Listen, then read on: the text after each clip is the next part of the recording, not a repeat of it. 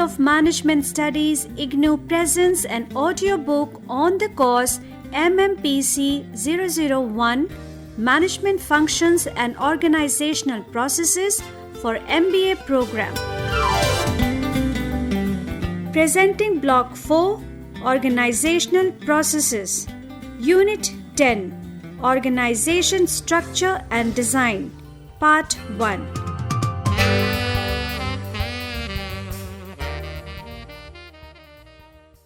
Organization Structure and Design.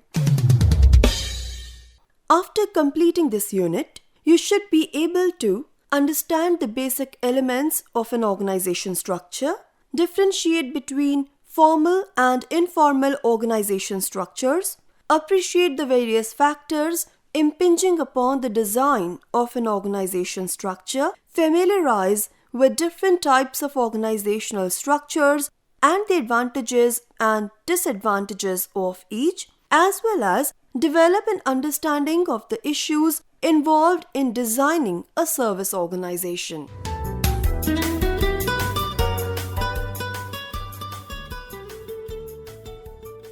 Introduction. Organizing is the formal grouping of activities and resources for facilitating attainment of specific organizational objectives. It is possible to achieve objectives without formally organizing, but there is likely to be great wastage of resources and time. Organizing ensures that objectives are achieved in the shortest possible time in an orderly manner with maximum utilization of the given resources. In the context of a firm, its people, machines, building, factories, money, and credit available for use are the resources at its disposal. All these resources are limited. Your role as a manager is to organize all these resources so that there is no confusion, conflict, duplication, or wastage in achieving your organization's objectives. You will be required to allocate to each person his role, designation and position in the organization, responsibility for achieving specific objectives, and authority for utilizing the resources assigned, and the higher authority to whom has to periodically report the progress. In this unit, we will take up all these issues for discussion, dwelling at some length on the various types of organization structure that you can choose from to suit your company's specific objectives.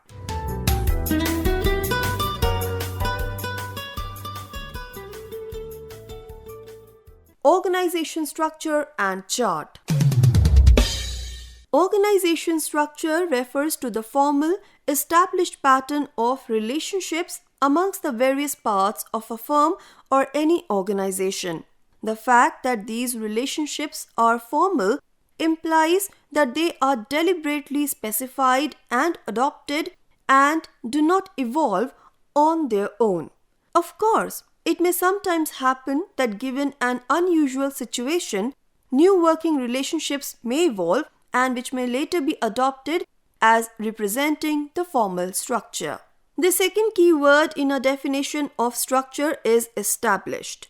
Only when relationships are clearly spelled out and accepted by everyone can they be considered as constituting a structure. However, this does not mean that once established, there can be no change in these relationships. Changes may be necessary with passage of time and change of circumstances, but frequent and erratic changes are to be avoided. A structure can be based on relationships only if they exhibit a certain degree of durability and stability. The formal relationships in an organization are those as described in an organization chart. The organization chart is a rather abstract illustration of the structure. To get a more complete picture, the chart may be supplemented by job descriptions of each position. The job description gives in detail the activities and responsibilities expected of the person occupying the position. Both the organization chart and job description are simplified abstractions of the actual situation.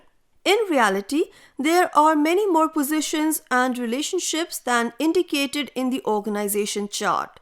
The degree of authority a superior has over his subordinate is also not indicated in the chart, nor is the relationship between two managers at an equal level reflected in the organization chart. Despite all these limitations, the organization chart is an extremely useful tool in understanding and designing the structure. The structure of an organization, unlike that of a physical, mechanical, or a biological system, is not visible. Therefore, it can only be understood by a representative model and by observing its behavior. The elements of an organization structure are: Number 1. The network of formal relationships and duties, that is, the organization chart plus the job descriptions. Number 2. The manner in which various tasks and activities are assigned to different people and departments, that is, differentiation. Number 3. The manner in which the separate activities and tasks are coordinated, that is, integration. Number 4. The power, status, and hierarchical relationships within the organization, that is, authority system. Number 5. The planned and formalized policies, procedures, and controls that guide the activities and relationships, that is, administrative system. And number 6. The flow of information and communication network. The network of formal relationships has already been discussed. Before we get into a detailed description of the specific elements of an organization structure, it would be useful to differentiate between formal and informal organizations and the factors affecting the design of structure.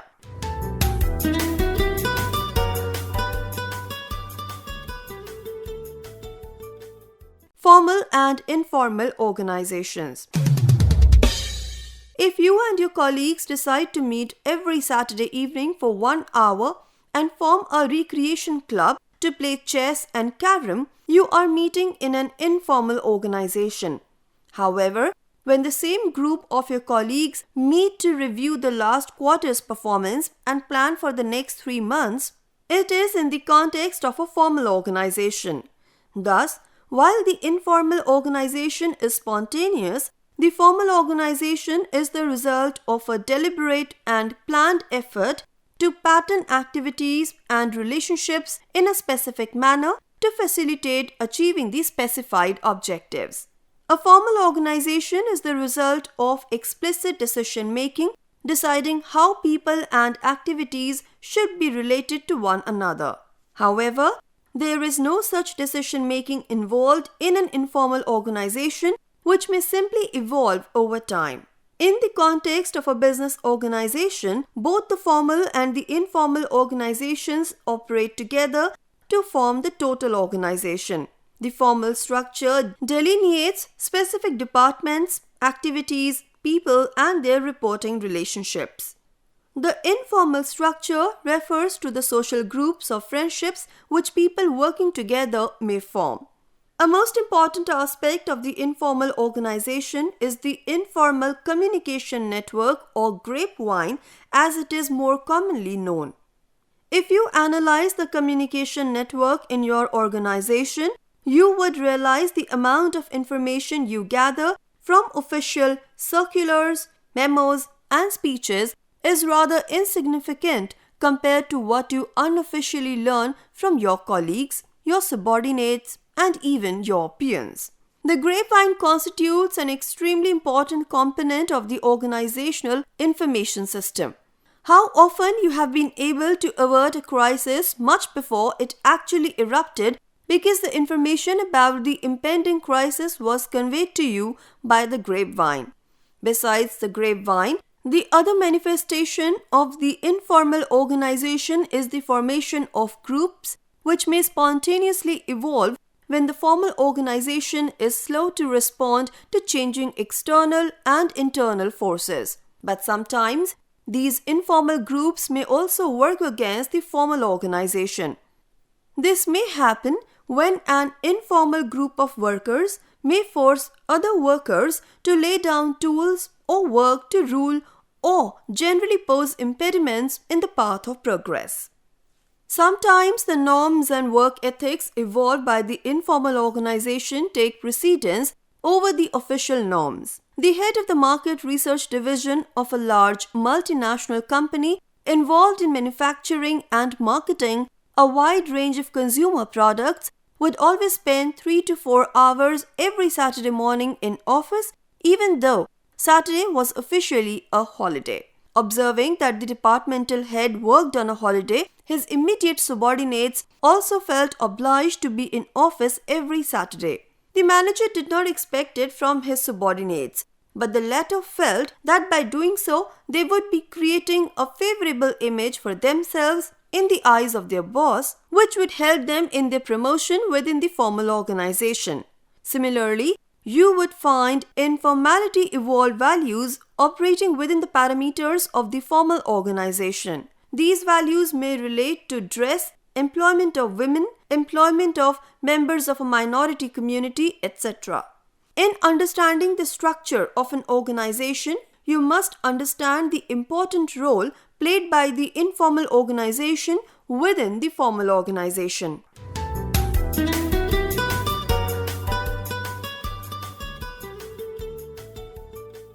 Factors influencing the choice of structure.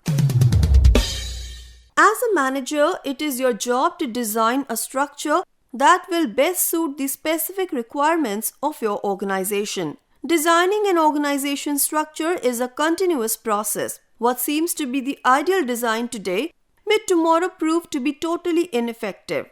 It is your task as a manager to be continually improving the structure of your organization. Any change in factors which impinge upon the design of an organization will necessitate a change in the structure to suit the new conditions.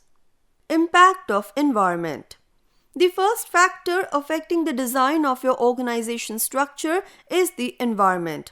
An organization is continuously interacting with its environment in terms of drawing inputs from it and providing it its outputs.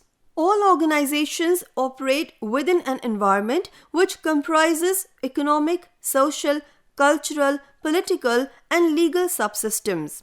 A change in any of these subsystems may force you to change the design of your structure. Change in government regulations regarding foreign equity participation in India made it imperative for the most foreign-owned companies to dilute their holdings and become more national in character. Increasing awareness about personal rights and social pressure on maintaining the natural state of environment have forced many companies to set up personnel welfare departments and install expensive equipment to neutralize the toxic effluents generated in their manufacturing process. You might have noticed that banks have instituted a process by which public complaints can be tackled at the highest level. Some of the bank managers and chairmen even set aside specific timings when they give a personal hearing to individual grievances. Business organizations are very much in the public eye today. Generally speaking, the more responsive your organization is to the changes in the environment, the more favorable will be its public image and greater the chances of its survival and success. You have not only to ensure that appropriate changes are made, but equally important, these changes must be perceived by both the public and the government. Impact of technology. The second factor affecting the structure of your organization is the technology that you have adopted. To begin with, each pair of shoes was made by a single cobbler who probably spent 4 to 5 days on the entire process. With the concept of specialization and division of work, organizations, instead of being designed around individual craftsmen, were structured on the basis of different people doing only a specialized part of the entire process of shoemaking. This concept was further refined with the introduction of automation and assembly lines. Now, with the introduction of computerization and robots, new structural designs are once again emerging. Entire plants are manned by a single operator who controls the operations through computers. Major human inputs are needed in designing computer controls and software rather than in performing repetitive jobs. These technological changes affect not only the large firms but also the smaller ones. In India, in a large number of medium and small scale companies, simple routine functions such as preparing payroll, invoicing, and ledger maintenance have been computerized. Such small changes also necessitate redefining jobs and redesigning existing departments to suit the new technological process. Today, the greatest impact of technology is on the manner in which people collect, receive, and use information. In many companies, full-fledged management information system departments have been set up in response to the explosion in information technology. Impact of psychosocial characteristics. The changing psychosocial characteristics of the workers is the third factor impinging upon the design of the organization structure. Greater demand for leisure time led to the introduction of the 5 and in some places even the 4-day week. Our country has also adopted a 5-day week.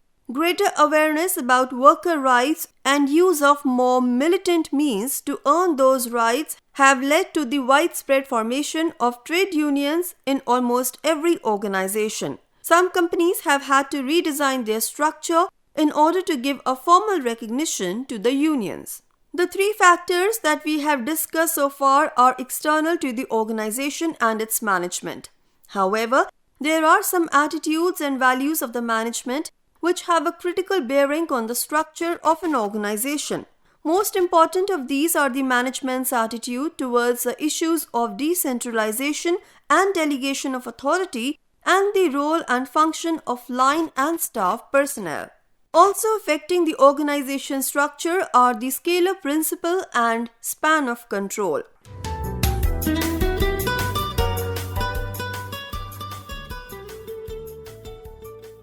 Degree of decentralization. Centralization refers to the concentration of authority and decision-making in one single position in the organization. In a one-man enterprise, the entrepreneur makes all the decisions and all the authority and decision-making power is vested in him.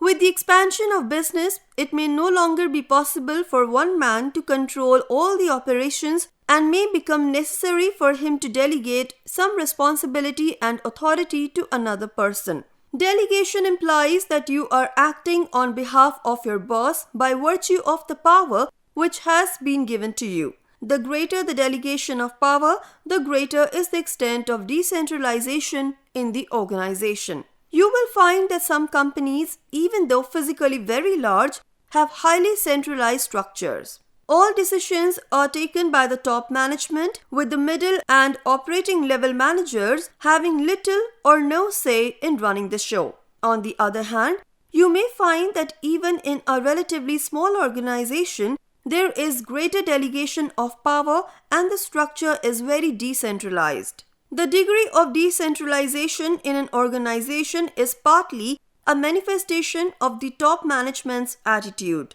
Some managers do not like to delegate even the smallest task to their subordinates. There may be a variety of reasons for this. Doing all the tasks himself may give the manager a great sense of power, or he may feel that the subordinate is incompetent and may commit mistakes. Total centralization, however, is never desirable as it may bog down the manager in routine, trivial tasks and leave no time for planning the company's future. An effective manager would decide the issue of centralization versus decentralization on the basis of the requirements of the situation rather than his own personal bias. Decentralization is effective when: Number 1. Conditions in each market are so different that only a high degree of adaptation to local conditions will lead to success. Multinational companies with subsidiaries in many different countries are a typical example. Number 2.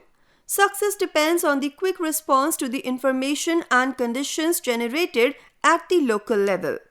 Companies dealing in stocks and shares or international currencies require speedy response to the fluctuating prices for getting the best returns. And number 3, Active participation of people in the planning and implementation of objectives is conducive to good performance. An engineering company manufacturing electrical switching equipment sells mainly to the state electricity boards through the tender system. Each tender requires close monitoring and personal follow-up at each stage till the final award is made. Realizing that personal rapport with individual state electricity board is important, the company has fully decentralized local offices in each city where the state electricity board is located. The introduction of computers and real-time information has influenced the concept of centralization in an organization. Information may be generated at the factory, but it is instantaneously transmitted to the decision maker, even if one is located 10,000 kilometers away for suitable action. Information may be processed and used at the place where it is generated, or it may simply be passed on to another location for use in decision making. Real-time information can lead to greater centralization or decentralization. The degree to which a term decentralizes its structure depends on the requirements of its unique situation. Also, a firm may not decentralize all its operations but go in for only partial decentralization.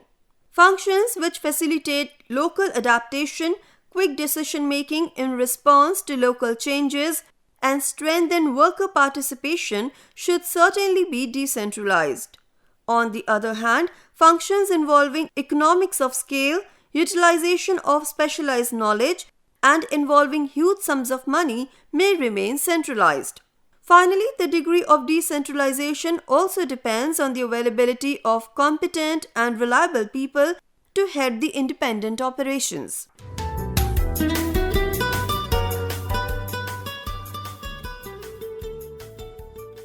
Line and staff relationships. The role of line and staff personnel is the other issue to be decided in the context of designing your organization structure. Traditionally, any function which directly contributed to the organization's objectives was viewed as a line function. Staff functions were those which helped line functions to perform more effectively. However, an important point to note about line and staff is that in the former, there is a direct relationship of command from superior to subordinate, while in the latter, the relationship is more advisory in nature. There are some traditional principles which have greatly influenced the concept of organization structures. The most important of these are specialization of work, scalar principle, and span of control.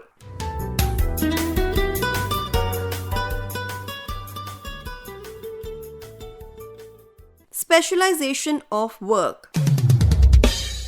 A very basic and traditional principle of organizing is to break down a task or process into smaller, more manageable tasks which call for utilization of special skills. This concept of work specialization, aid division of labor, was the forerunner of assembly lines. This is indeed a useful principle insofar as it allows a worker to concentrate on that activity at which he is most proficient. But in many situations, this concept has been carried too far, and jobs of workers have become so fragmented and trivial that a worker's job may be reduced to putting a screw on bolt and simply tightening it. Scalar principle. Scalar principle and unity of command are two closely related principles. The scalar principle states that authority should flow in a straight line from the superior to the subordinate in a hierarchical manner.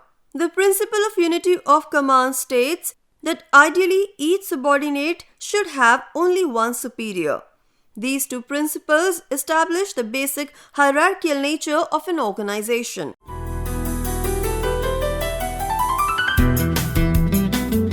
You were listening to the audiobook by the School of Management Studies, IGNOU for MBA program.